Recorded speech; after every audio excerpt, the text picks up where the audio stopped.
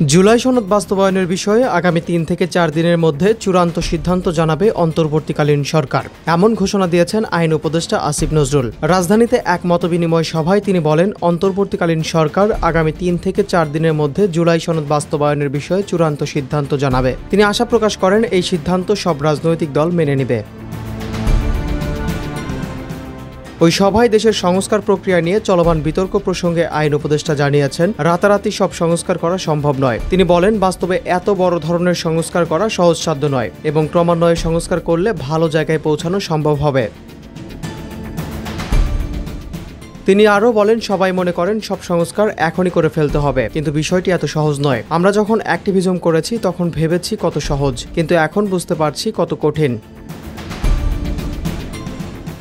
এছাড়াও আইন উপদেষ্টা সংবিধানকে ম্যাজিক হিসেবে উল্লেখ না করে বলেন, শুধু লিখে দিলেই সমাধান হয়ে যায় না, রাজনৈতিক সংস্কৃতি এবং জনগণের অভ্যাস বাদ না দিলে কোনো কিছু পরিবর্তন হবে না। এই সময় সংবিধানের সীমাবদ্ধতার উপরও আলোকপাত করে তিনি প্রশ্ন তোলেন, সংবিধানের রাষ্ট্রপতি স্বাধীনভাবে প্রধান বিচারপতি নিয়োগ দেবেন বলে লেখা থাকলেও কখনো কি তা হয়েছে?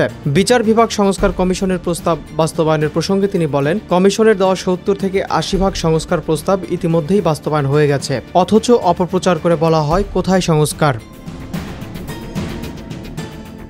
ভবিষ্যতে নির্বাচিত সরকারের প্রতি অনুরোধ জানিয়ে তিনি বলেন, নির্বাচিত সরকার এলে এই সংস্কারগুলো ধরে রাখবে কিনা তা নিয়ে একটি ভীতি কাজ করে। নতুন সরকারের প্রতি অনুরোধ, সংস্কারগুলো ধরে রাখুন এবং সেগুলোকে আরও শক্ত অবস্থানে নিয়ে যান।